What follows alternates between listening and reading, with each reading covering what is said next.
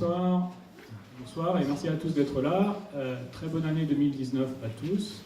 Merci d'être venus si nombreux pour écouter la suite des aventures de Jean-François Revel, le gilet jaune de la philosophie.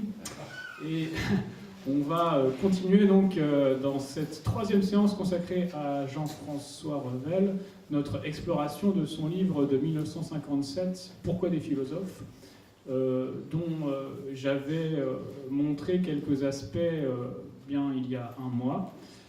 J'avais analysé l'avant-propos, la préface, les préfaces que Jean-François Revel avait rédigées et les 3 premiers chapitres. Et bien maintenant, c'est donc la seconde séance qui est consacrée à Pourquoi des philosophes. Donc j'en arrive au chapitre 4. Dans le chapitre 4 de Pourquoi des philosophes, Revel lance des attaques particulièrement dures, mais comme souvent très bien vues, contre ce qu'il faut bien appeler la nullité de la philosophie française depuis le début du XIXe siècle. Voilà ce qu'il dit. Quand on est français, certes, il y a beau temps qu'on ne se sent plus fier d'être philosophe. Et dans ce jardin de la paresse qu'est la philosophie, la France a fait une sieste particulièrement longue. Jamais la pensée philosophique n'a été aussi débile en France que depuis le début du XIXe siècle. À l'époque où la philosophie dans le monde, c'est Hegel, Kierkegaard, Marx, Nietzsche, nous avons un mouvement de pensée qui jaillit avec Cousin et Comte, se développe avec Cournot et Renouvier, s'affirme avec Ravesson et Boutroux, s'épanouit avec Lachelier et Olé-la-Prune. C'est un cimetière de lieux communs, le chemin de croix de la platitude. On se demande comment il a été possible à ces gens d'écrire tant de milliers de pages, sans la moindre apparence de génie, sans la plus petite idée intéressante. Alors, la question qui se pose, c'est comment expliquer cette nullité de la philosophie française à partir du XIXe siècle. Donc là, vous avez les différents philosophes qui citent, qui n'ont pas laissé effectivement une trace impérissable dans l'histoire de la pensée et qui ne sont guère plus lus aujourd'hui. Cousin, Comte, Ravesson, Boutroux, Lachelier et Olé-la-Prune. Donc comment expliquer cette nullité de la philosophie française ? Selon Revel, c'est lié à la domination de l'université justement sur la pensée française à partir du XIXe siècle. Dans la liste des 4 philosophes non français qu'il donne dans le texte précédent, Hegel, Kierkegaard, Marx et Nietzsche, il y en a un seul qui est professeur à l'université, en l'occurrence Hegel. Or, ce qui se passe, c'est qu'au XIXe siècle, tous les philosophes français ont été des professeurs, ce qui n'avait jamais été le cas jusqu'à présent. Ni Montaigne, ni Descartes, malgré ses défauts, dont on en reparlera dans les 2 dernières séances, ni Rousseau n'étaient professeurs de philosophie. L'université rend possible, dit Revel, une cooptation et une connivence entre gens médiocres. Elle rend possible les jeux de pouvoir et d'influence au détriment, la plupart du temps, de la qualité réelle de la production intellectuelle. Inutile de vous dire que ça n'a pas beaucoup changé depuis le 19e siècle. Alors, voilà ce que dit Revel. Il dit ce n'est pas un hasard si cette pauvreté philosophique règne en France depuis le début du 19e siècle, à savoir depuis la création de l'université. Alors là, il faudrait faire quand même une toute petite nuance. Depuis la création de l'université moderne et napoléonienne.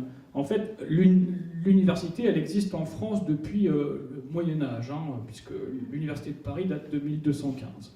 Donc, je reprends après cette nuance. Tout en ayant par ailleurs ses avantages, notre système universitaire permet à des médiocres, une fois parvenus à des postes importants, d'y fortifier leur confiance en eux-mêmes et d'exercer leur dictature sur les examens, les concours et les carrières.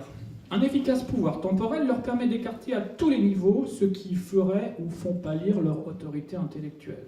Ainsi, ce système, en substituant au travail d'équipe la complaisance mutuelle, à la recherche collective la complicité dans le privilège, parvient à construire de véritables bastions de stupidité, surtout dans les lettres et la philosophie, où tout est livré à la conception que les gens en place se font du talent. Et pour illustrer ça, il dit la chose suivante. Il n'y a qu'à lire les dédicaces des ouvrages de philosophie publiés en France depuis un siècle.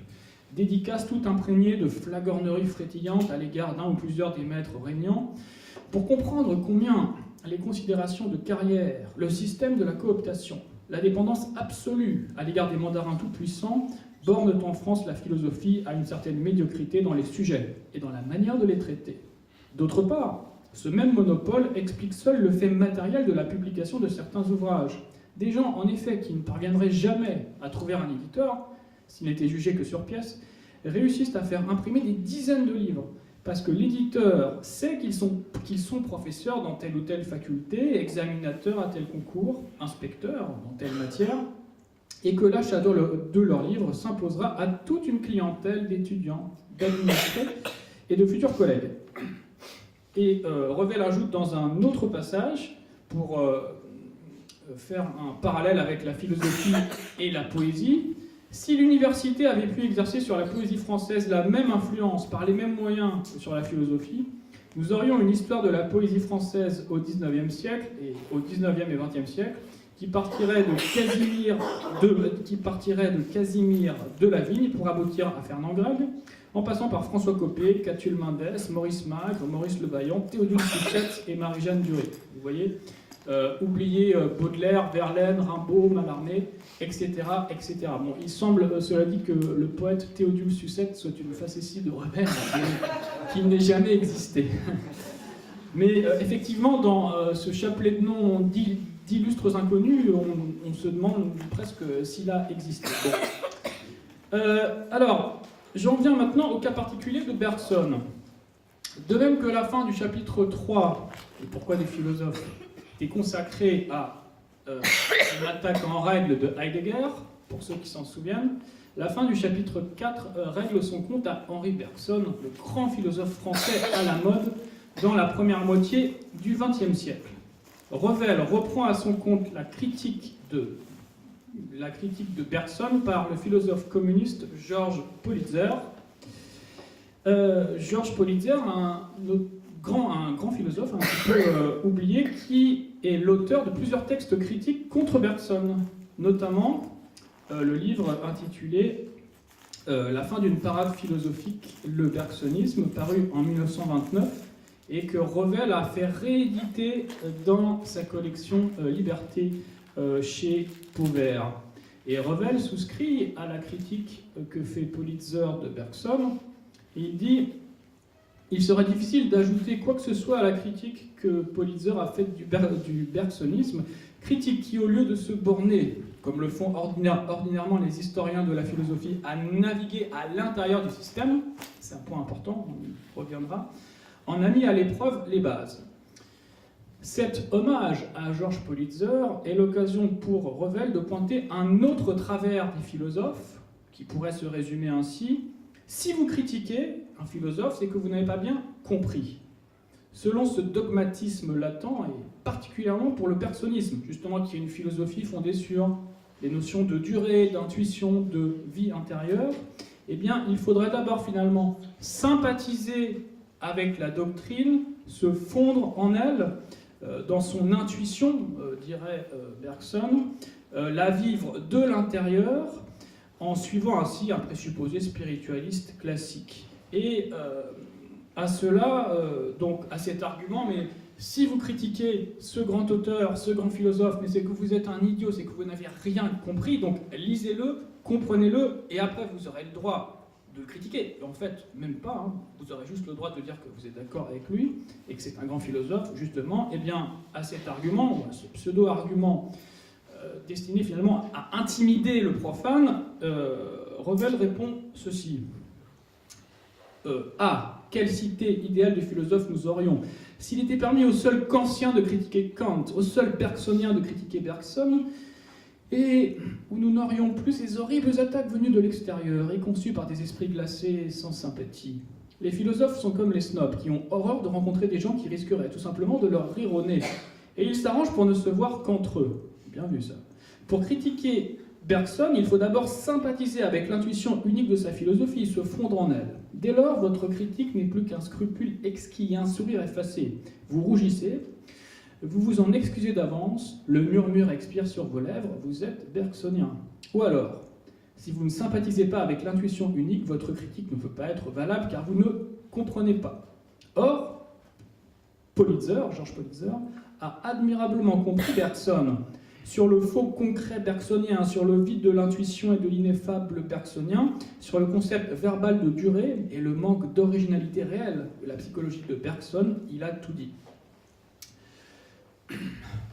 Autrement dit, Bergson récapitule et synthétise dans l'esprit de Revel toute la pensée spiritualiste universitaire du XIXe siècle, dont je vous ai montré le glorieux chapelet il y a 5 minutes, Ravesson, Lachelier, Boutroux, tous ces auteurs que plus personne ne lit aujourd'hui.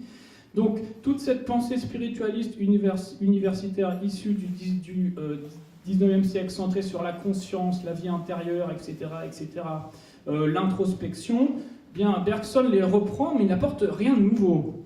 Son coup de force, dit finalement Jean-François Revel, c'est de faire passer toutes ces vieilleries éculées pour des nouveautés radicales et donc de travestir son conservatisme en révolution. C'est ça le coup de force de Bergson, selon Revel. Il dit, donc sous ces dehors hardis, la philosophie de Bergson est conservatrice. Il l'a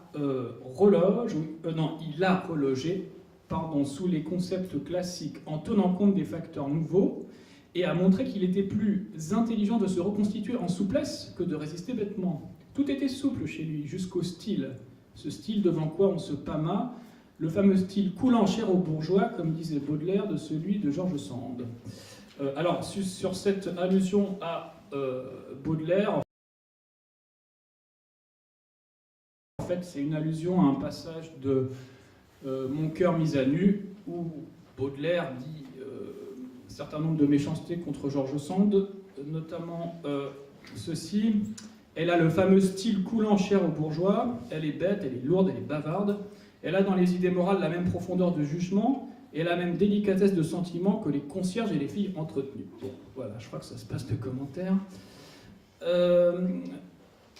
Donc, finalement, si Bergson a tellement bien réussi sa révolution conservatrice, et s'il a pu apparaître comme le grand philosophe français de la première moitié du XXe siècle, comme un philosophe profond, comme un philosophe novateur, eh bien, il ne doit pas cette réputation au contenu de sa pensée, qui est finalement, somme toute, assez banale, mais à l'emballage cadeau scintillant qui le recouvre, c'est-à-dire son style si fameux qui lui a valu de recevoir le prix Nobel de littérature en 1927. Rappelons qu'il n'existe pas de prix Nobel de philosophie. Alors, le style de Bergson, qu'est-ce qu'il faut en penser ? Revel dit « Bergson a un style admirable, a-t-on dit. Mais ouvrons n'importe lequel de ses livres et voyons un peu ce style, à la fois si académique et si vulgaire, si rempli d'expressions toutes faites, de tournures conventionnelles, d'associations mécaniques entre certaines idées et certains mots. Qu'est-ce que bien vite nous reconnûmes l'insuffisance de la conception associationniste de l'esprit, et que les ondulations du réel, et que ce principe ancré dans notre esprit, ou encore que notre thèse pousse des racines solides dans le réel, ou enfin que notre perception cueille dans le champ immense des fréquences. Ces formules creuses qui n'expliquent rien foisonnent chez notre auteur. Ailleurs, ce sont les apostrophes de style parlementaire. Que gagnez-vous alors à dire que le monde est volonté, au lieu de dire tout bonnement qu'il est ? Le sens non moins parlementaire du compromis. On s'exprime ainsi en termes de finalité, ou qu'on l'attribue à la matière vivante des propriétés imitatrices de l'intelligence, ou bien enfin qu'on se rallie à quelque hypothèse intermédiaire, se rallier à une théorie. C'est du style Revue des deux mondes 1880. Se rallier à quelque hypothèse intermédiaire, cela devient du masochisme. Donc, finalement, Revel dit que le style de Bergson, qui passe pour si clair, si élégant, en fait, il masque des coups de force, il masque des faiblesses argumentatives, il masque des imprécisions conceptuelles, sous le goût agréable d'une sorte de coulis sucré, pour reprendre une image de Revel lui-même dans ses mémoires. Dans ses mémoires, lorsqu'il évoque ses 17 ans et sa classe de philosophie, Revel a cette formule.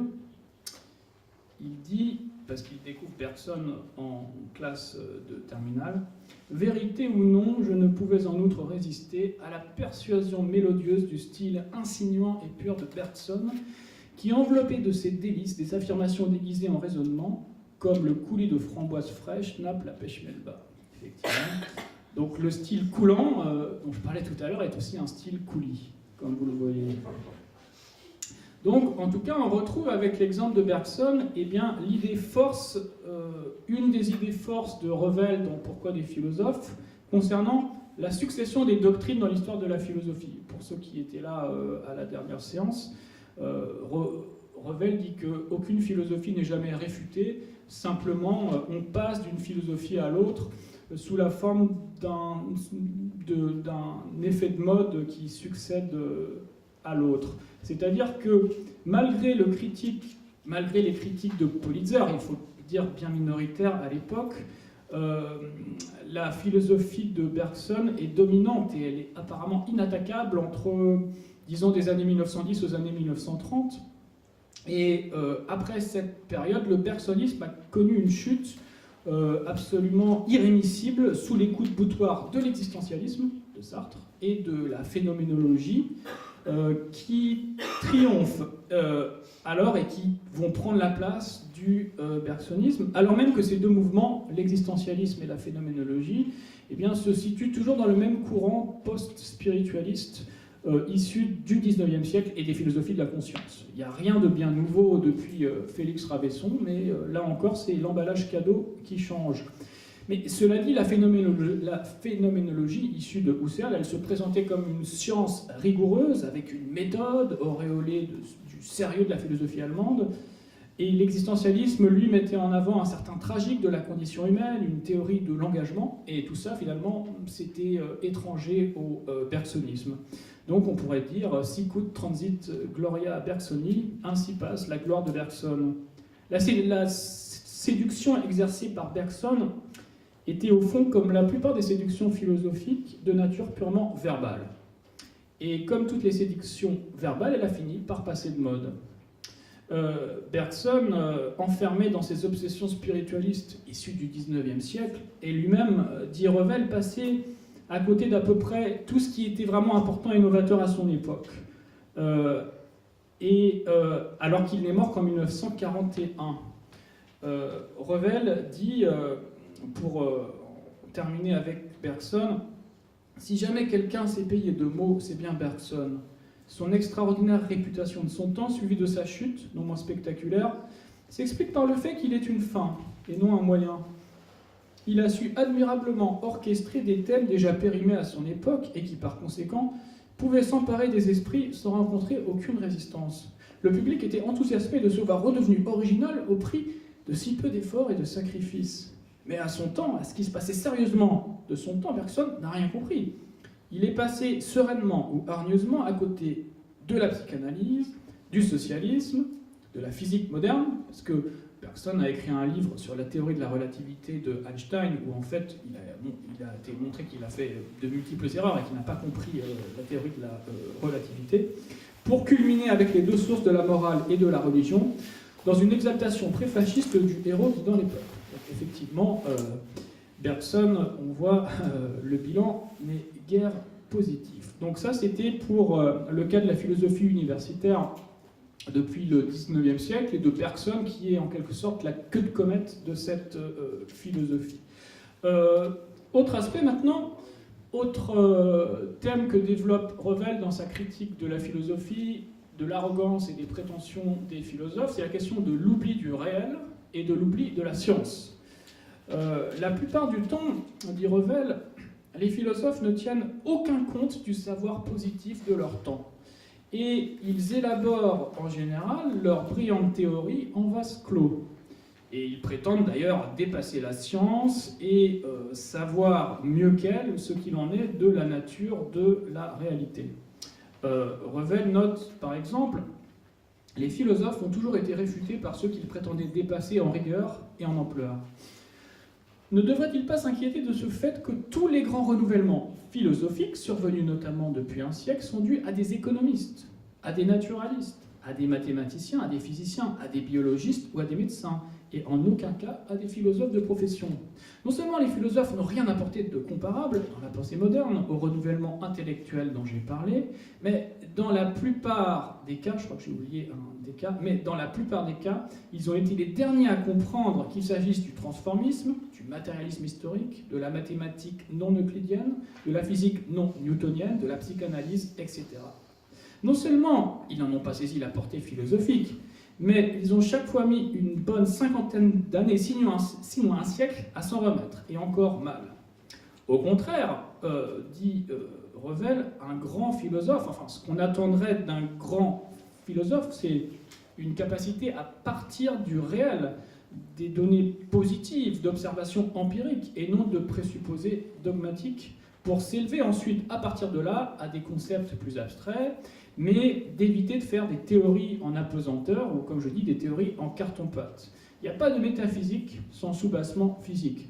Il n'y a pas de concept abstrait sans d'abord un ancrage concret, sans une observation, sans des données issues des sciences humaines, etc. etc. Alors, Revel prend par exemple l'exemple des dialogues de Platon. Et il dit, parler de l'art oratoire, c'est d'abord parler de l'art oratoire, ensuite s'ébauche une philosophie de l'art oratoire. On montre que la question pose le problème moral tout entier, puis celui de la justification finale de la destinée humaine, le problème métaphysique par excellence. De même si l'on parle de l'amour ou de la cité, et que l'on parle de l'art oratoire, de la cité ou de l'amour, on aboutit à une même théorie métaphysique, mais précisément on y aboutit. De sorte que, même si les développements métaphysiques que l'on tire des analyses sont discutables, ils n'en compromettent pas pour autant la vérité de ces analyses premières. De là vient la puissance de suggestion philosophique des dialogues de Platon, même s'il suggère une autre philosophie que le platonisme. Pourquoi croit-on que Platon soit lu de nos jours aux personnes des platoniciens à la lettre ? Cela dit, on peut noter que ces considérations n'empêcheront pas pourtant Revel de consacrer 40 ans plus tard, un chapitre très critique à Platon et à ce qu'il appelle la réaction platonicienne. C'est un chapitre très intéressant, d'ailleurs qui aurait pu faire l'objet d'une séance dans son histoire de la philosophie occidentale. Alors, reparlons de Heidegger. Pour illustrer l'aptitude des philosophes à construire des théories en carton-pâte coupées de la réalité, Revel évoque de nouveau Heidegger, qu'il avait déjà sévèrement critiqué au chapitre 3. Le texte dont il est question, peut-être certains d'entre vous le connaissent, c'est une sorte de Pontosane heideggerien qui est connu de la plupart des élèves de classe terminale. C'est l'analyse que propose Heidegger des fameux souliers de Van Gogh dans une conférence intitulée « L'origine de l'œuvre d'art ». Une conférence qui date de 1934 et qui a été reprise dans le recueil intitulé « Chemin qui ne mène nulle part ». Et effectivement, on va voir que les analyses de Heidegger ne mènent nulle part.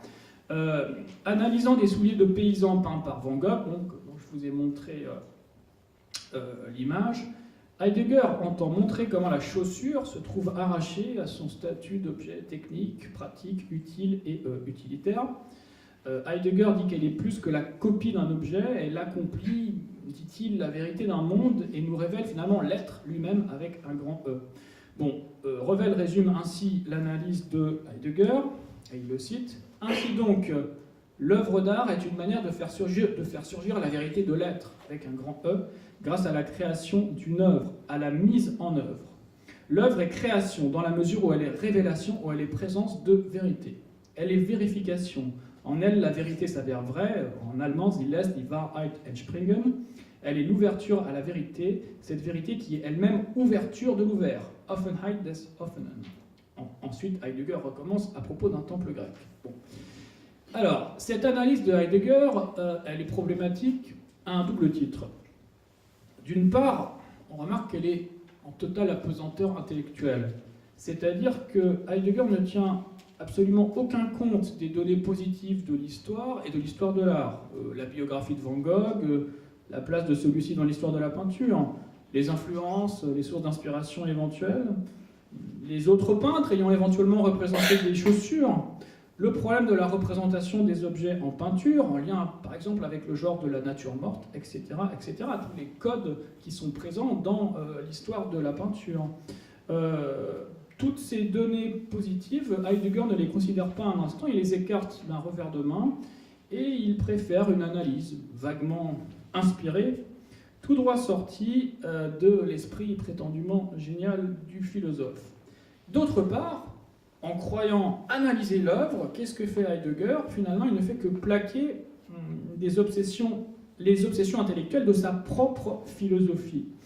La peinture est dévoilement, elle nous dévoile la vérité de l'être, elle arrache l'objet au monde utilitaire de la technique, etc., etc. Et on peut dire que ce défaut, il persiste chez tous les phénoménologues, en cela bien fidèles à Heidegger, qui prétendent s'intéresser à la peinture, et la plupart du temps, ils ne font qu'instrumentaliser tel ou tel peintre pour y retrouver les concepts de leur propre pensée. Alors, je prendrai un seul exemple contemporain de ça, c'est-à-dire notre ami Jean-Luc Marion, avec son livre sur Courbet. Bon.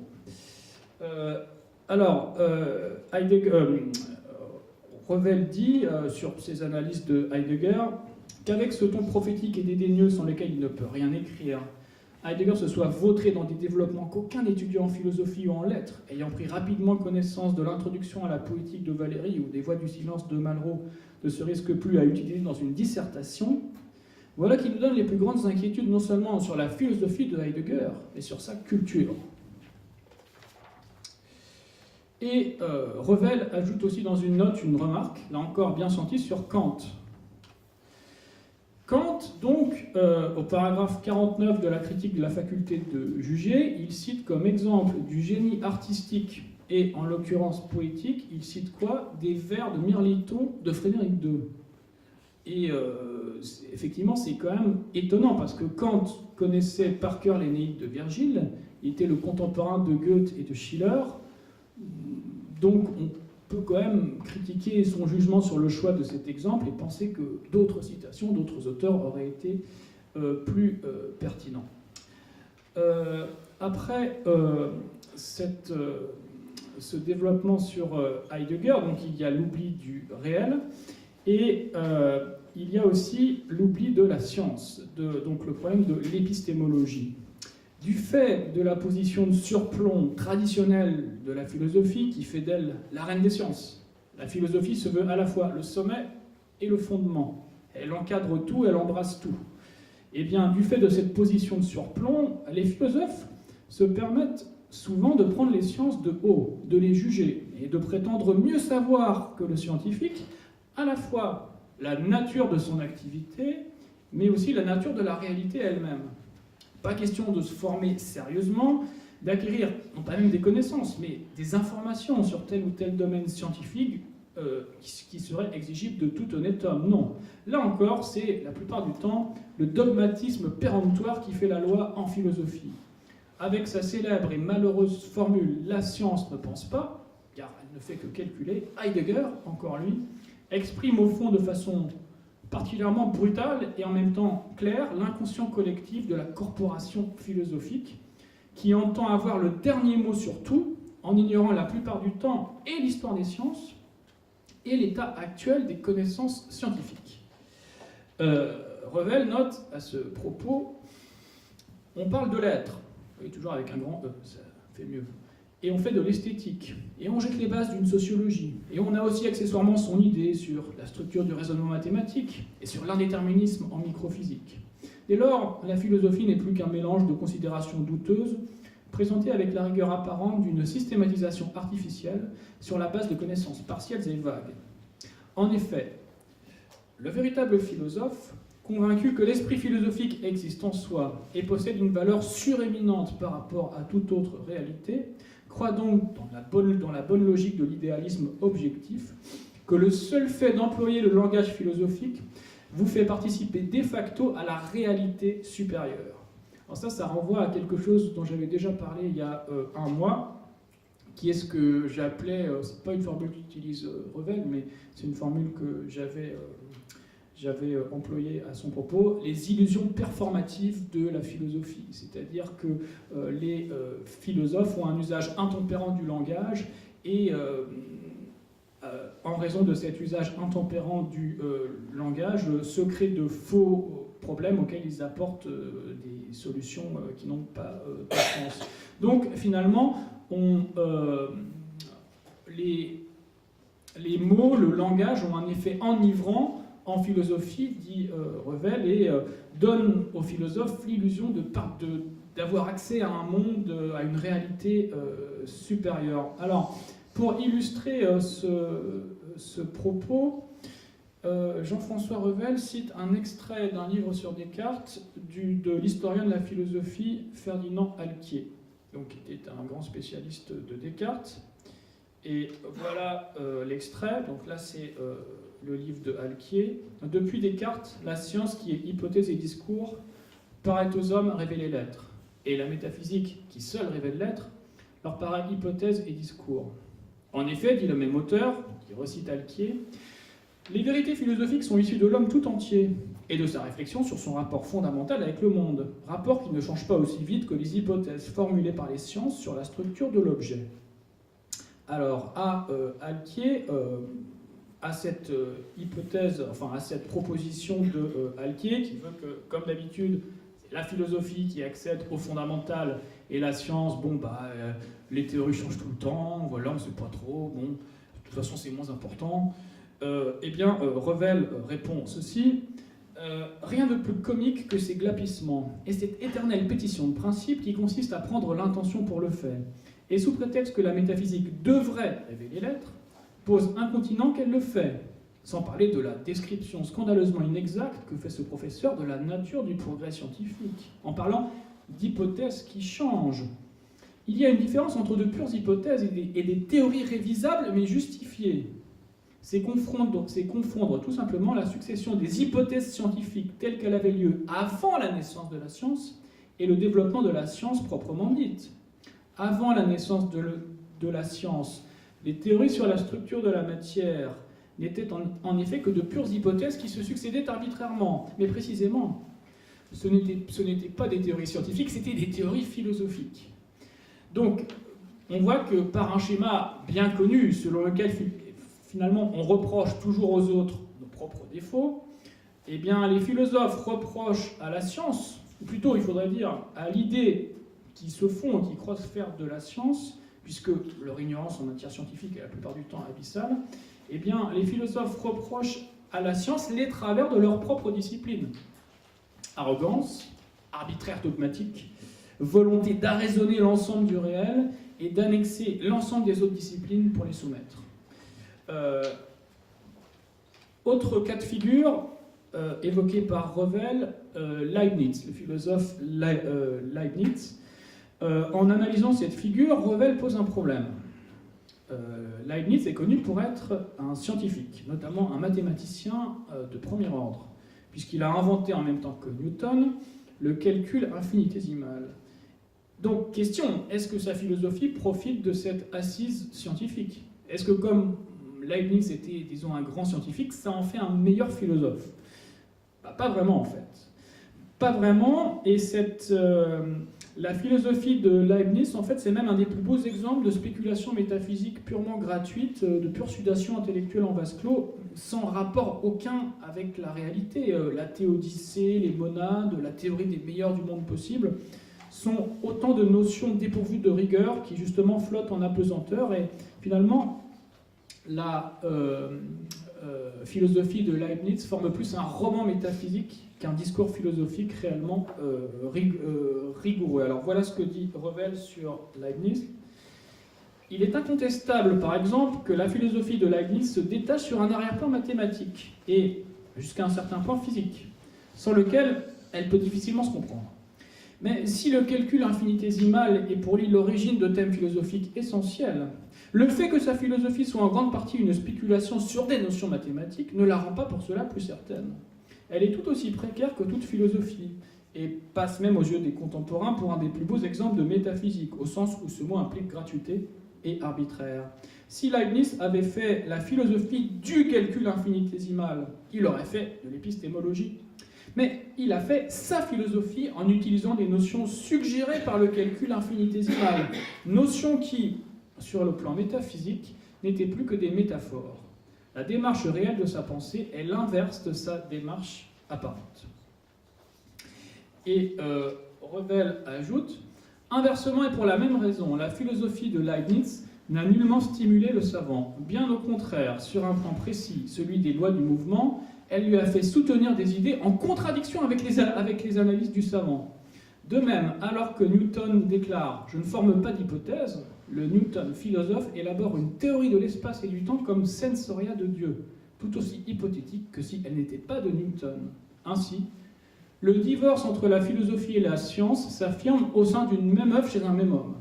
Nous avons des savants philosophes, qui n'en sont pas pour cela meilleurs philosophes, et des philosophes savants qui ne sont pas plus savants que s'ils n'étaient pas philosophes. Donc, autrement dit, ce n'est pas parce qu'un philosophe est aussi un scientifique, et d'ailleurs, on aura l'occasion d'en reparler avec Descartes dans les 2 séances à venir, que ça rend forcément sa philosophie plus rigoureuse. Alors, derrière tout ça, il y a une question sur le rapport des philosophes à la science, c'est est-ce qu'on peut comprendre le sens d'une science sans une connaissance de première main de celle-ci Et pour Revel, la réponse est non. Alors que le philosophe vit souvent en fait sur le préjugé qu'il peut comprendre mieux que le savant la nature de son activité et en dégager le sens, eh bien Revel soutient lui l'idée qu'on ne peut comprendre le sens d'une science ou d'une démarche scientifique de l'extérieur en ayant sur elle un point de vue philosophique. C'est là l'une des grandes illusions de la philosophie, justement, croire que quelques vagues informations de seconde main sont suffisantes pour fonder une philosophie de quelque chose. Revel note à ce propos, la philosophie s'accroche à ce préjugé qu'il peut y avoir un point de vue philosophique sur toutes les questions, autre que l'approfondissement de ces questions mêmes. Cela veut dire que la vérité d'une discipline peut être dégagée par des esprits qui ne la connaissent que de seconde main. Or, tout montre que le point de vue général n'existe pas. C'est lorsqu'on arrive au dernier détail en professionnel, en technicien d'une discipline, que toutes les questions se transforment et que trouve sa racine le vrai point de vue général. Donc, autrement dit, pour faire une philosophie des mathématiques, il vaut mieux être mathématicien, d'accord, et avoir une vraie connaissance technique de la discipline pour pouvoir ensuite réfléchir sur elle. Le problème des philosophes, dit Jean-François Revel, c'est qu'ils veulent faire la philosophie de tout, mais qu'ils n'ont aucune connaissance, enfin qu'ils n'ont la plupart du temps aucune connaissance sérieuse dans les domaines dont ils prétendent faire la philosophie. Et donc j'en arrive maintenant au cas de la psychologie. Les chapitres 6 et 7 de Pourquoi des philosophes sont spécifiquement consacrés au problème de la psychologie. Alors, il faut rappeler que pendant longtemps, ce qu'on appelle la psychologie, qui est l'étude de la psyché, du fonctionnement de l'âme ou de l'esprit humain, a été une branche de la philosophie. On retrouve encore aujourd'hui ça dans le cours de philo de terminale, où il y a la conscience et l'inconscient qui sont les notions au programme. Donc, pendant longtemps, la psychologie a été rattachée à la philosophie. Depuis la seconde moitié du XIXe siècle, eh bien, la psychologie tente de se détacher de la philosophie pour se constituer comme une discipline autonome, et donc une discipline qui revendique une méthode scientifique, justement.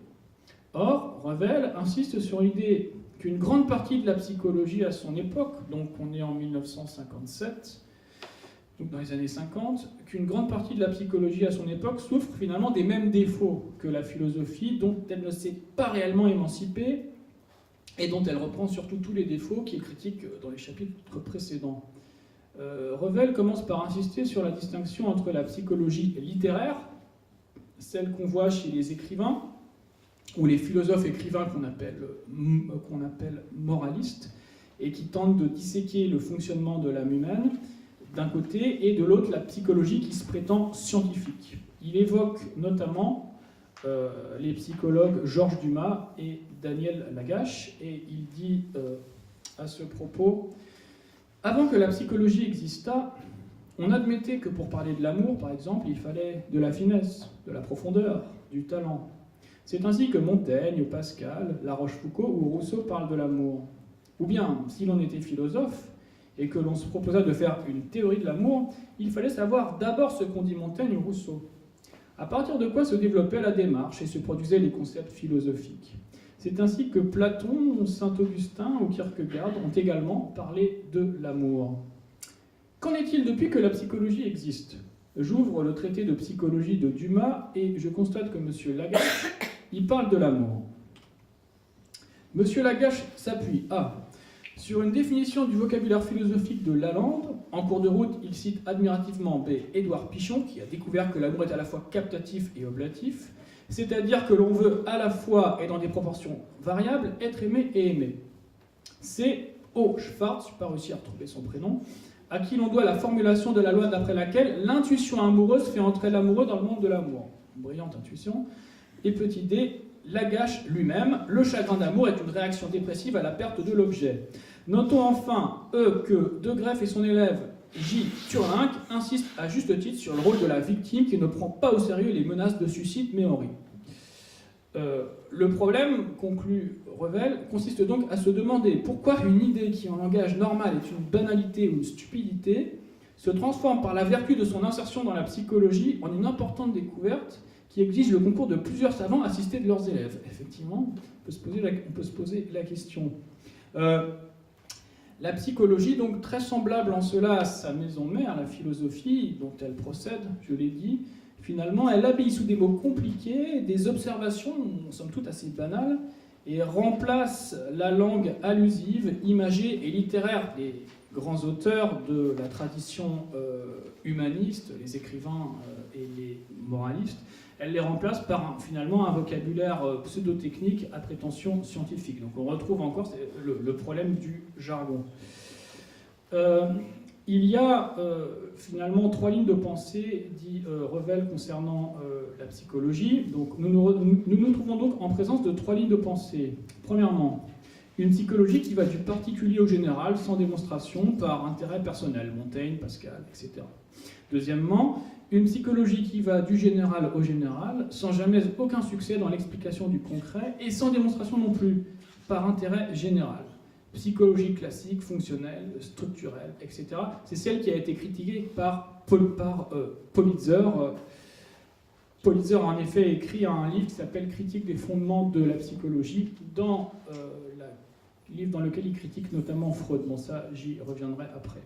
Et enfin, 3e ligne de pensée, la philosophie qui méprise profondément la psychologie au premier sens, mais n'en a pas le droit puisqu'elle n'est elle-même qu'un déguisement du particulier en universel, sans accepter jamais franchement l'épreuve du particulier, et qui a donc fabriqué cette espèce de monstre qui est la psychologie au 2e sens, c'est-à-dire une discipline à laquelle la philosophie ne donne droit de citer qu'après en avoir expulsé tout contenu particulier, la reléguant à un rang inférieur, lui interdisant de philosopher à proprement parler, mais tolérant sa présence silencieuse au sein de la famille philosophique, ne plus que pour pouvoir de temps à autre l'abreuver d'injures, ou même condescendre à reconnaître l'intérêt incontestable de certaines de ses découvertes. Intérêt qui, bien entendu, n'apparaît qu'à la condition que la philosophie reprenne entièrement les choses à la base, afin de leur conférer leur véritable sens.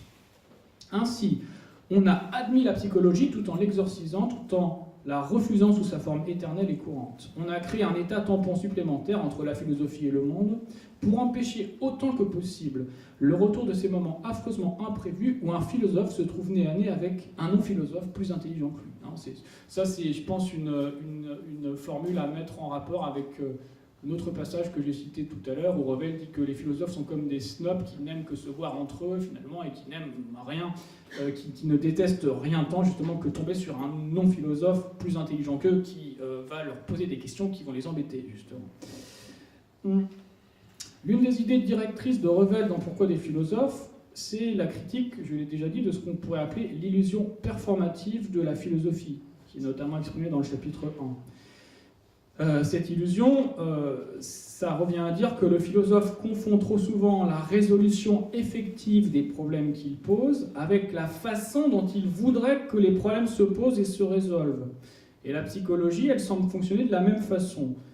Posant de faux problèmes, voire même des non-problèmes, elle en vient à proposer des fausses solutions qui n'apportent rien sur le plan de l'observation concrète des cas individuels, ni sur le cas du fonctionnement de la psyché humaine en général.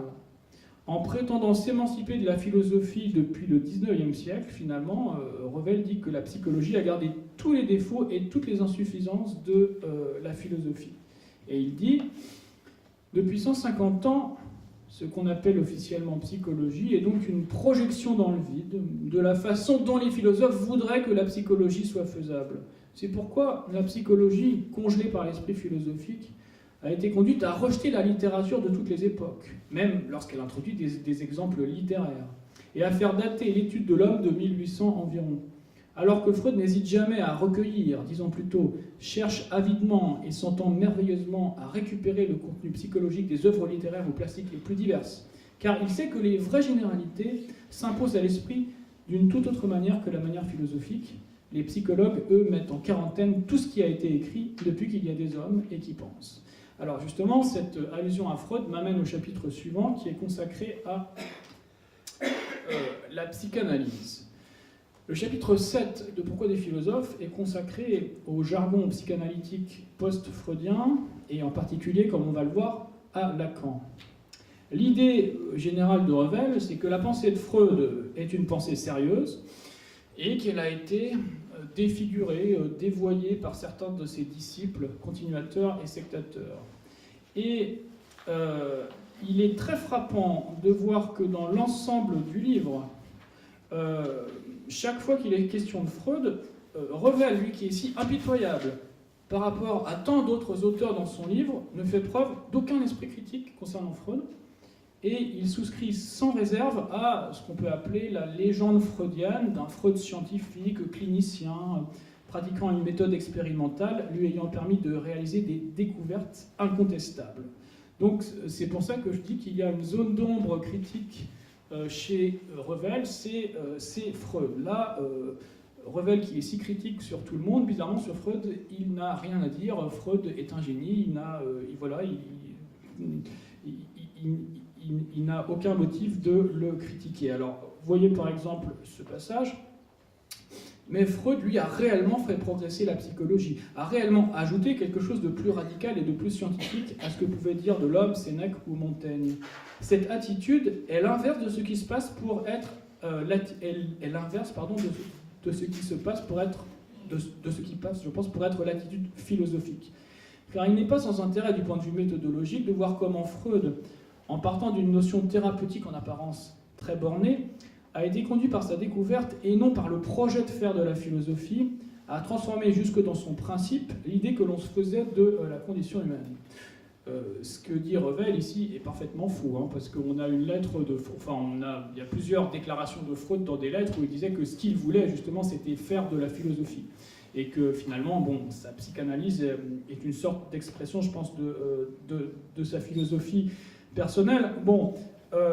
En fait, donc les choses sont bien plus complexes que cela, et puisque Revel dit qu'il faut développer son esprit critique, je pense qu'il faut le développer avec Revel lui-même, et je pense que c'est lui être fidèle, parce qu'on sait que Freud s'est largement construit une légende scientifique en inventant des cas qui n'ont pas existé, des guérisons qui n'ont pas eu lieu, en falsifiant des résultats, en brûlant des correspondances, et en travestissant surtout en une psychologie littéraire, en psychologie scientifique, dans un rapport qui plus est dénié à la philosophie. Je vous renvoie... alors attendez... non, ceci après... donc, je vous renvoie sur ce point, j'en reparlerai en bibliographie au livre de René Pommier ou bien sûr au livre de Michel Onfray, Le crépuscule d'une idole. Bon, alors, pourquoi cette absence finalement d'esprit critique sur Freud de la part de Revel? Je me suis posé la question en lisant Pourquoi des philosophes.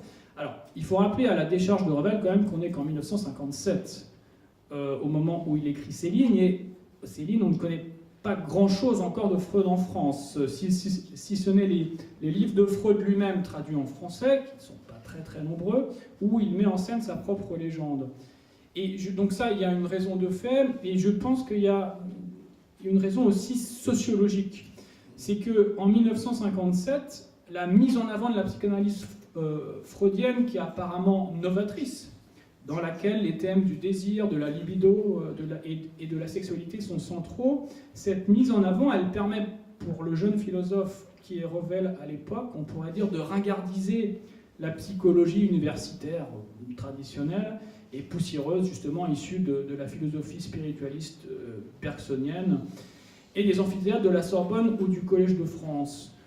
C'est pourquoi Revel souscrit aussi à l'idée de Freud, que Freud expose dans ses propres écrits, selon laquelle Freud aurait été persécuté par toutes les institutions officielles, bon, ce qui n'est pas tout à fait vrai.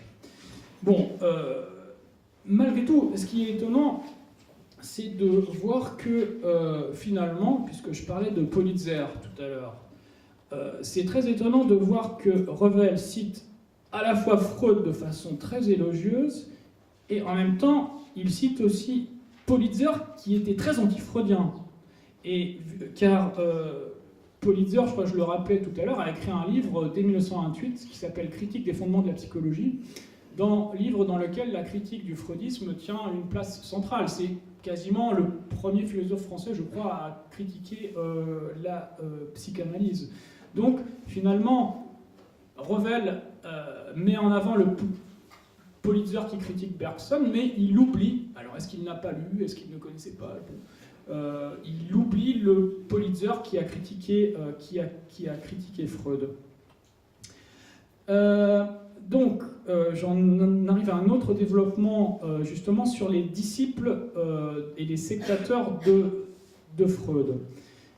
Les 26 et 27 septembre 1953, 4 ans avant la publication de Pourquoi des philosophes, donc, a lieu à Rome un congrès important dans l'histoire de la psychanalyse, congrès qui voit l'entrée en scène de Jacques Lacan et de sa problématique de ce qu'on appelait le retour à Freud.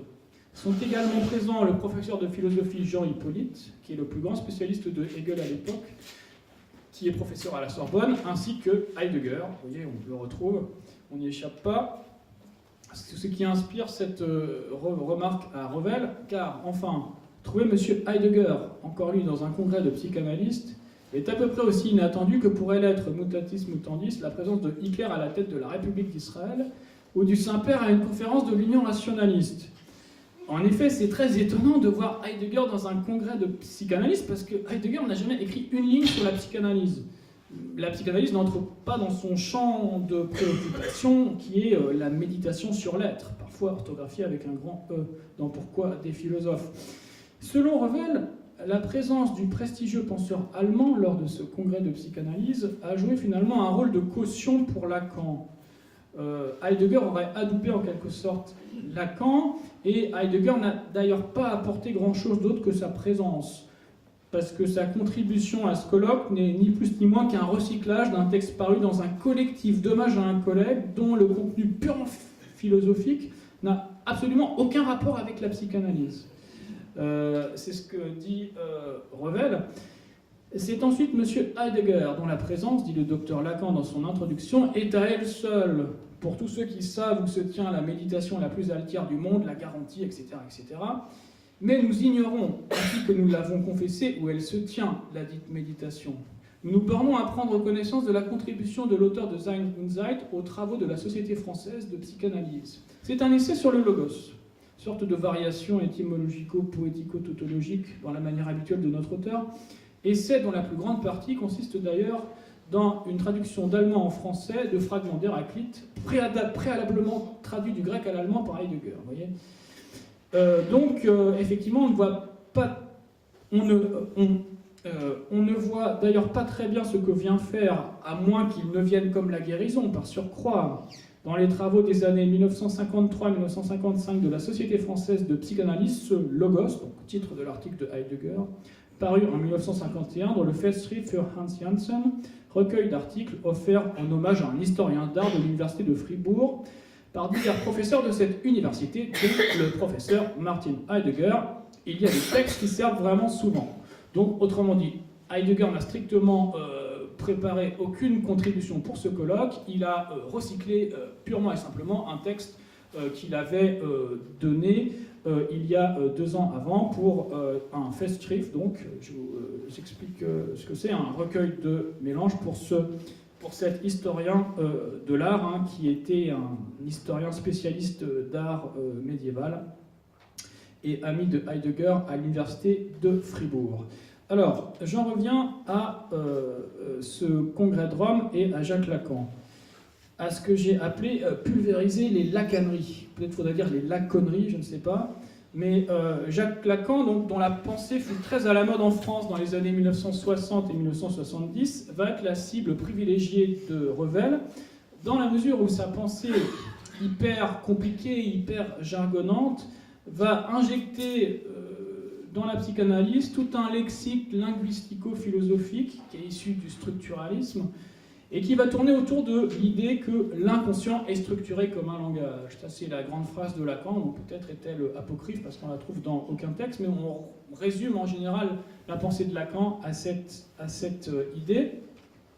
Et Revel dit « Comment s'étonner dès lors que la pièce de résistance », donc il parle toujours des contributions, des communications à ce congrès de psychanalyse, le rapport du docteur Lacan au congrès de Rome sur la parole et le langage en psychanalyse offre l'aspect d'un horrible mélange de hegelianisme péniblement digéré et de phénoménologisme heideggerisé à haute pression, où les notions freudiennes ne subsistent plus qu'à l'état de simples prétextes à variation lourdement littéraire. Si M. Heidegger se prend pour Héraclite, le docteur Lacan se prend probablement pour Cratyle, un personnage d'un dialogue de Platon, car à travers sa philosophie personnelle du langage, c'est l'histoire de l'humanité entière qu'il a l'air de vouloir nous révéler. Voici la première phrase de sa contribution, donc de la contribution de Lacan. Tel est l'effroi qui s'empare de l'homme à découvrir la figure de son pouvoir, qu'il s'en détourne dans l'action même qui est la sienne quand cette action la montre nue.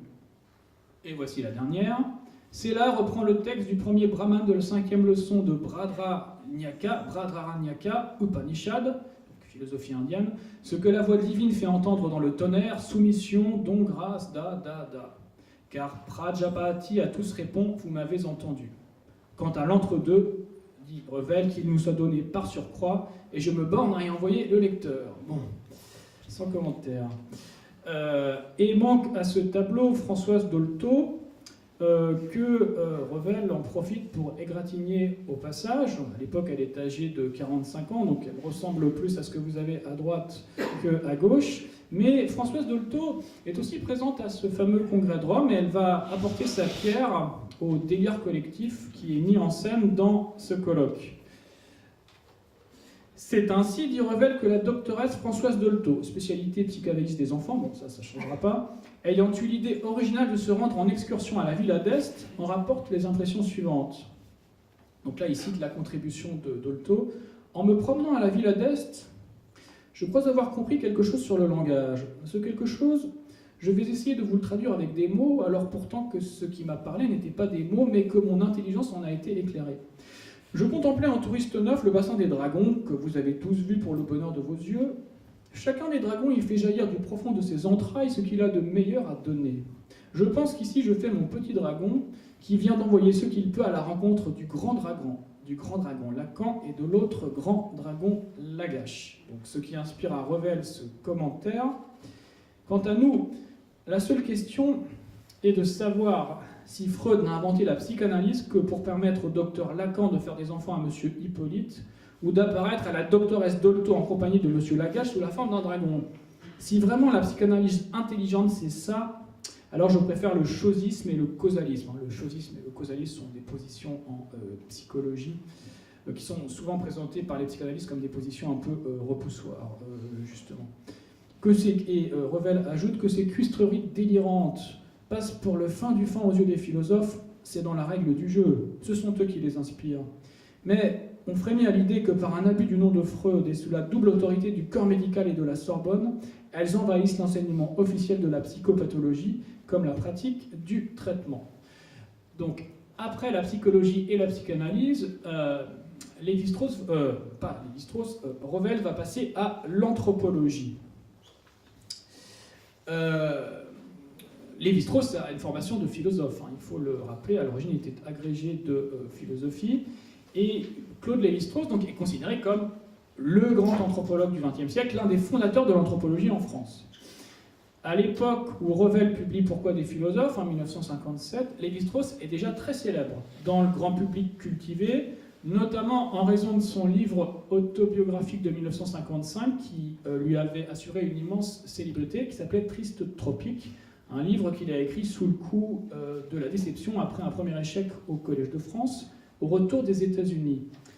Lévi-Strauss, à cette époque, a déjà publié Les structures élémentaires de la parenté, sa thèse, et puis Race et Histoire, un livre dans lequel il introduit le concept d'ethnocentrisme. L'ethnocentrisme, c'est cette idée selon laquelle on juge toujours une autre culture selon les critères de notre culture d'origine.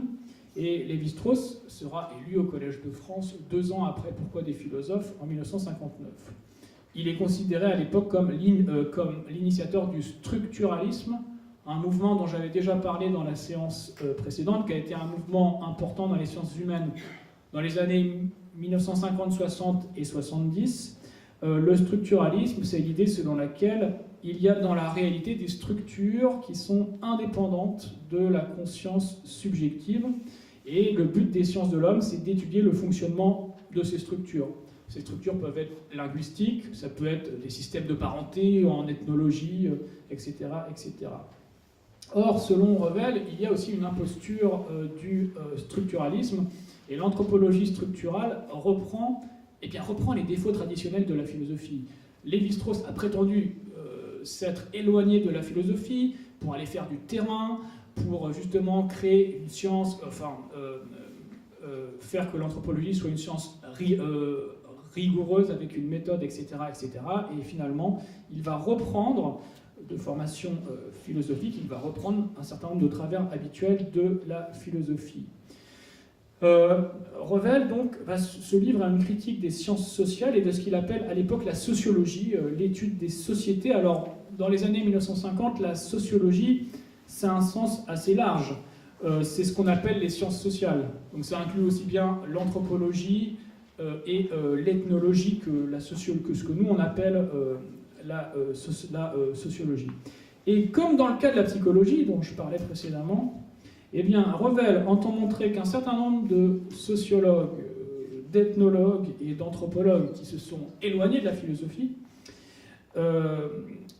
qu'il considérait comme un jeu verbal, formel et abstrait, au nom du terrain, au nom de l'observation et du réel, eh bien, tous ces gens ne font en réalité que poursuivre les défauts traditionnels de la philosophie, en particulier celui qui consiste à procéder par un décret performatif, c'est-à-dire on décrète une explication et on la plaque sur le réel, on dit ça va être la structure, par exemple, au lieu de partir du réel lui-même, de sa complexité, parfois de ses aspects contradictoires, pour élaborer une explication. C'est ce qui fait dire à Revel, c'est ainsi que M. Lévi-Strauss écrit, dans les structures élémentaires de la parenté. Bien souvent, nous avons observé le cérémonial du repas dans le restaurant à bas prix du Midi de la France. Surtout dans ces régions où le vin étant l'industrie essentielle, il est entouré d'une sorte de respect mystique qui fait de lui la rich food par excellence. En employant, dit Revel, le mot cérémonial et en parlant de respect mystique pour le vin, Lévi-Strauss donne au phénomène qu'il décrit un poids, une inflexibilité et une consistance qu'en réalité ils n'ont pas du tout. Il suggère l'existence derrière un comportement d'un système mental et sentimental qui ne s'y trouve pas, les structures. Quand on voit comment les sociologues parlent des sociétés que nous connaissons, cela inspire la plus grande méfiance à propos de ce qu'ils disent de celles que nous ne connaissons pas.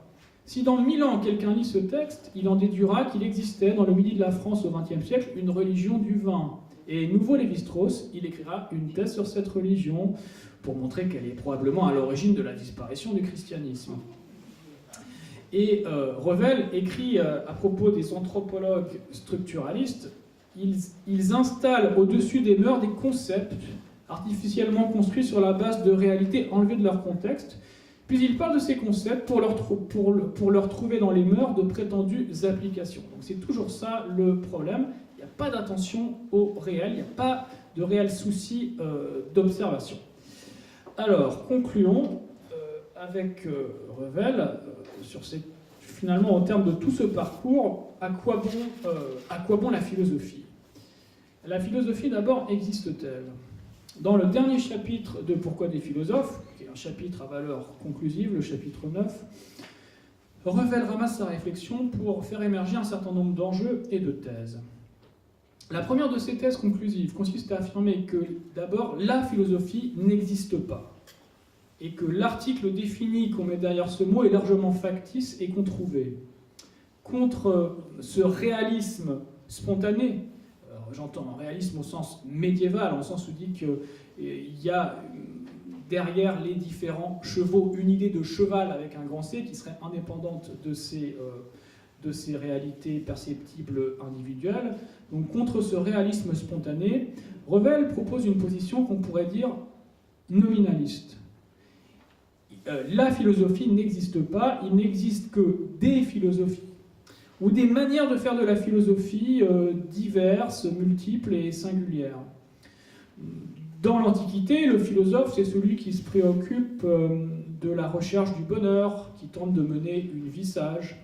Alors que dans la période moderne, le philosophe, c'est celui qui s'intéresse à la science, à la connaissance, et qui parfois même va pratiquer la science. Comme il dit à propos de Galilée, Galilée se considère comme philosophe lorsqu'il se livre à des expériences sur la chute des corps. Donc dans l'esprit de Galilée, la philosophie et la science, c'est la même chose. Ou bien encore, le philosophe peut être celui qui va pratiquer une quête mystique, à ce moment-là qui va être proche de la méditation religieuse ou de l'édification spirituelle. On pense par exemple à Plotin. Alors quel est le point commun? Et puis bien sûr on pourrait prendre des tas d'autres exemples. Quel est le point commun entre toutes ces façons finalement de pratiquer la philosophie qui sont si diverses et si multiples? Revel dit, certes, le philosophe nous invitera toujours à laisser à la surface cette diversité, à chercher en profondeur l'inspiration fondamentale commune à tant d'ouvrages. Les philosophes, en effet, sont aussi âpres à se contester la qualité de véritables philosophes les uns aux autres qu'à se l'attribuer à tous en bloc dès qu'il s'agit de se défendre contre les gens de l'extérieur. Vous voyez, il y a toujours dans Pourquoi des philosophes une opposition entre la corporation philosophique et les gens de l'extérieur. Où réside donc l'unité de la philosophie? Et y en a-t-il une? Sans compter que se rattacheraient encore en principe à la philosophie des branches aussi distinctes que la psychologie, on en a parlé, la sociologie, donc l'économie, le droit, la phonologie, les notions de biologie, d'esthétique, etc. Quel rapport y a-t-il entre un spécialiste de psychologie animale et un historien de la philosophie grecque? Cependant, tous deux sont philosophes. Cet aimable pot pourri dont certains éléments proviennent de l'étude la plus classique des belles-lettres en général, d'autres sont d'inspiration métaphysique et religieuse, d'autres se rattachent au droit, à la médecine, etc., est ce que l'on nomme philosophie. Donc, autrement dit, il y a des façons si diverses et si multiples de faire de la philosophie qu'on ne peut pas parler de la philosophie. C'est vraiment un abus de langage. Et donc, la philosophie, dit Revel, est une coquille vide. Elle ne peut revendiquer aucune spécificité propre. L'idée de chercher à comprendre la nature de la réalité, elle est présente dans toutes les démarches scientifiques. Quant au fait de réfléchir sur les sciences, cela suppose une information préalable, qu'en général les philosophes n'ont pas ou très peu, voir ce qu'on a dit avant. Quant à la dimension plus existentielle de la philosophie, penser le sens de l'existence, eh bien, ça ne semble être qu'une conception de la philosophie parmi d'autres. Et ce n'est pas propre, là encore, à l'activité philosophique. On trouve ça dans d'autres domaines. La réflexion morale, dit Revel, l'art, l'histoire, ne sont-ils pas aussi des méditations sur le sens de l'existence? Oui, diront les professionnels. Mais la différence est que la philosophie a un caractère démonstratif, apodictique. Apodictique, ça veut dire nécessaire, systématique. Ce qui, nous l'avons vu, est faux. Ce qui permet à Revel de conclure son livre de façon finalement assez radicale, en passant de l'idée d'un usage nominaliste du mot philosophie, on ne peut pas dire la philosophie, mais il y a des façons de pratiquer la philosophie, à finalement celle d'une suppression pure et simple de ce mot. Dans la dernière page de Pourquoi des philosophes, Revel propose ni plus ni moins que d'abandonner le mot philosophie. Il dit « Le moment est donc venu, vous voyez, il y a une certaine solennité dans le propos quand même, Le moment est donc venu, semble-t-il, de proposer l'abandon du mot philosophie qui ne renvoie à aucun domaine déterminé et ne sert plus de l'air que d'épouvantail destiné à impressionner les littéraires et devant toute tentative de rébellion de leur part à les remettre, si j'ose dire, à la raison. Ce qui existe, ce n'est pas la philosophie, c'est un certain nombre de livres écrits par des gens plus ou moins compétents sur les sujets les plus variés. En principe, ces gens réfléchissent, cherchent à appuyer ce qu'ils disent sur des arguments et à donner à leurs écrits l'intérêt le plus général possible. Il leur est permis pour cela de se forger un certain vocabulaire, à condition que ce soit pour gagner de la précision et non pour en perdre. Si ces conditions sont remplies, on pourra alors dire parfois, avec beaucoup de prudence, que tel ou tel livre a une valeur philosophique. Mais vous voyez, une valeur philosophique, c'est-à-dire c'est pas la philosophie comme un domaine en soi. Ce sont les livres issus des divers domaines qui peuvent avoir une valeur philosophique. Mais, ajoute Revel, ce sera parce que ces conditions sont remplies, et non par participation magique et un inconditionné à une hypostase qui serait la philosophie. Or, les philosophes de notre temps restent plus ou moins consciemment fidèles à cet idéal médiéval, à cette notion implicitement religieuse de leur rôle. Et ils appellent philosophie ce rêve d'une discipline rectrice qui serait à la fois science et sagesse, connaissance de l'absolu et principe hiérarchisant des autres connaissances qui tiendraient d'elles leur signification ultime.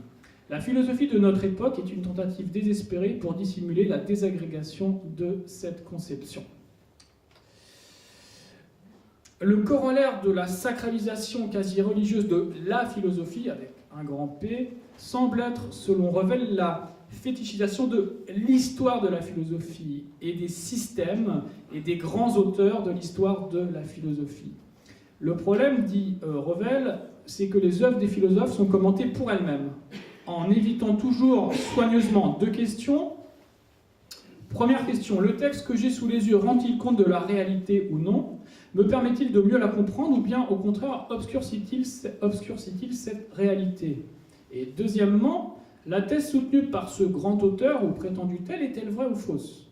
Des découvertes, par exemple, de type scientifique, ont-elles par la suite invalidé ou rendu obsolète ce qu'il dit ? Face à ces questions, l'historien de la philosophie appointé par l'université prendra toujours la tangente et préférera comprendre toujours le système pour lui-même, de façon interne, en oubliant que la valeur d'une position philosophique n'a de sens qu'en tant qu'elle nous permet de mieux comprendre la réalité.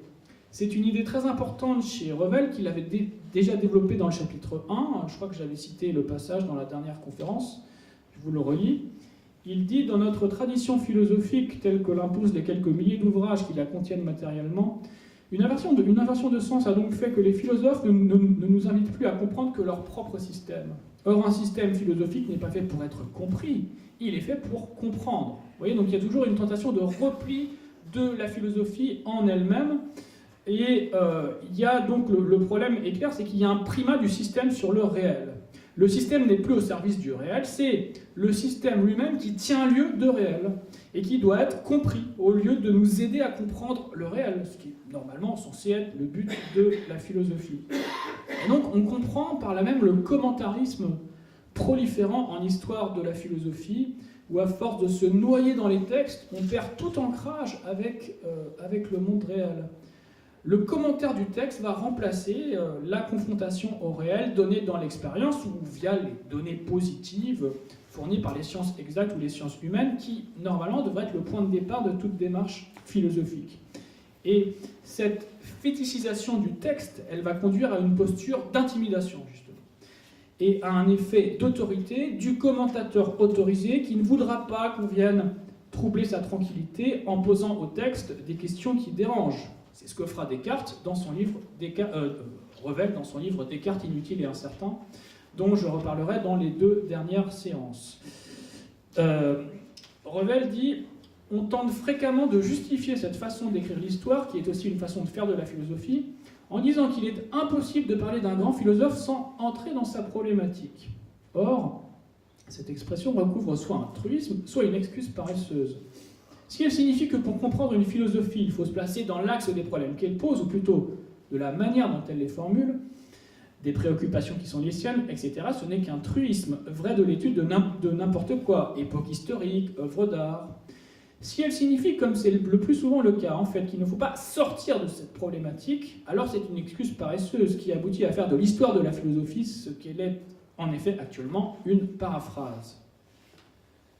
Entrer dans la pensée de l'auteur ne signifie alors pas autre chose qu'accepter comme allant de soi les idées auxquelles celui-ci recourt sans démonstration.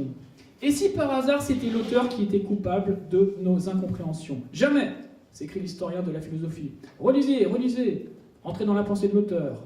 Oui, il y a toujours un moment où, à force d'entrer dans la pensée de l'auteur, de lire, de relire, de s'échauffer la tête et de vociférer des formules, on comprend, en effet, ou du moins, on a assez oublié pas mal de choses pour avoir le droit de murmurer dans l'ombre, j'ai compris. On aura l'occasion, dans les 2 dernières séances, de reparler de cet effet d'intimidation avec la critique absolument impitoyable que propose Revel de la philosophie de Descartes. Donc les 2 séances suivantes seront une sorte de travail pratique sur le cas Descartes. Alors, Revel conclut son livre en insistant sur l'idée que, loin de se présenter comme une recherche de la vérité, finalement, la philosophie est une démarche intellectuelle vaine et illusoire qui perpétue en fait les 2 illusions constitutives de l'esprit humain, la religion et la rhétorique. Il dit, c'est la dernière ligne du livre, la philosophie est le dernier aspect sous lequel se perpétuent les 2 puissances d'illusion dont toute la pensée moderne a précisément tendu et réussi, dans les autres domaines de la vie intellectuelle, à affranchir l'esprit humain, la religion et la rhétorique. À toutes les époques, la religion a été un succès d'année de la philosophie. À la nôtre, c'est la philosophie qui est un succès d'année de la religion. Ses représentants continuent à penser avec Malebranche qu'au fond, c'est Dieu même qui éclaire les philosophes dans les connaissances que les hommes ingrats appellent naturelles. Quant à la rhétorique, elle n'est elle-même qu'une forme de superstition. Elle consiste en effet à se persuader et à persuader son auditoire qu'en employant certains mots et certaines tournures, on se place au-delà des difficultés du réel. Elle substitue l'incantation à la solution. La philosophie, donc, a partie liée non pas avec la raison, comme on nous le dit souvent, mais avec la magie. Ce qui fait dire à Revel ces mots pour terminer. Dans ce sens, notre philosophie est un cas particulier de la magie imitative. Elle est à la connaissance ce que la magie est à l'action, ou le moulin à prière des moines tibétains à la méditation. Car c'est en conservant des mots empruntés à des cycles de problèmes qui nous sont devenus étrangers et essentiellement inconcevables qu'elle prétend se renouveler. Vaines et timides révolutions, trop fréquentes pour n'être pas suspectes, et si dérisoires, si invisibles, si piteusement enfermées dans le même petit cercle d'exercices foncièrement immuables, d'où l'esprit de géométrie est aussi absent, hélas, que l'esprit de finesse. Ainsi, apanage des bavards et des lourdeaux, la philosophie tombe en marche de tout. Elle oscille entre l'humanisme hypocrite, l'éclectisme fait de connaissances de seconde main, le tour de passe-passe étymologique à la manière de Heidegger, la platitude pédantesque et la théologie honteuse. Alors, à quoi bon en effet des philosophes? Ou du moins ces philosophes, si leur philosophie est devenue le contraire de la philosophie, si la discipline de libération par excellence a peu à peu dégénéré en cette litanie béate de formules venues de tous les étages du temps et de tous les coins de l'espace, et si la prétendue école de la rigueur n'est plus que le refuge de la paresse intellectuelle et de la lâcheté morale. Et ça, c'est les derniers mots de Pourquoi des philosophes. Et alors, je fais juste une petite remarque. Dans ce passage, il y a une coïncidence prémonitoire assez amusante. C'est que Revel, donc, dans la dernière page de son livre, il fait une comparaison avec les moulins à prière des moines bouddhistes. Sans savoir que 40 ans plus tard, il va faire un livre d'entretien sur le bouddhisme avec son fils Mathieu Ricard, qui sera devenu entre-temps moine bouddhiste. Donc comme vous le voyez, la conclusion est tragique, mais finalement assez bien vue pour quiconque fréquente le rayon philosophie des librairies et des bibliothèques. 60 ans après, cette conclusion, me semble-t-il, reste toujours d'actualité, et bien peu nombreux sont les philosophes qui peuvent tirer leur épingle du jeu sans être ridicules, une fois passés à la moulinette des analyses de Jean-François Revel. Je vous remercie de votre attention.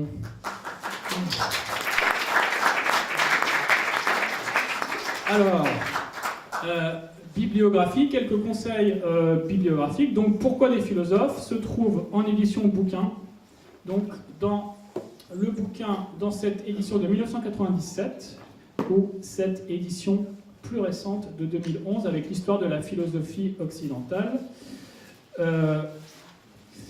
J'ai cité également, alors il y a un livre de François Azoulay qui s'appelle La gloire de Bergson, un livre historique assez intéressant qui montre ce qu'était le phénomène Bergson dans les années 1910, 1920, 1930. J'ai parlé du livre de Michel Onfray, Le crépuscule d'une idole, sur la critique de la psychanalyse. Sur la critique de la psychanalyse, on pourra lire aussi les livres de René Pommier, qui me fait l'honneur de son amitié, qui est un vieux monsieur maintenant, et qui a écrit beaucoup de livres assez drôles et assez pertinents sur et contre la psychanalyse, donc notamment Sigmund des Fous et Freud à tout faux, Freud et Léonard de Vinci quand un déjanté décrypte un géant, la psychopathologie de la vie quotidienne ou quand Freud déménage du matin au soir, et tout récemment le petit recueil de textes qui s'appelle Joyeuseté freudienne. Je vous signale aussi que les écrits de Georges Politzer contre Bergson et quelques autres ont été récemment réédités en poche, donc vous pouvez trouver les textes de Politzer dont j'ai parlé contre Bergson, et en complément de Pourquoi des philosophes de Jean-François Revel, ce petit livre de Schopenhauer aussi assez drôle qui s'appelle Contre la philosophie universitaire. Donc vous voyez, on est au 19e siècle, ça ne date pas d'hier. Et donc, je vous remercie de votre attention, et donc la prochaine conférence aura lieu le mardi 9 avril.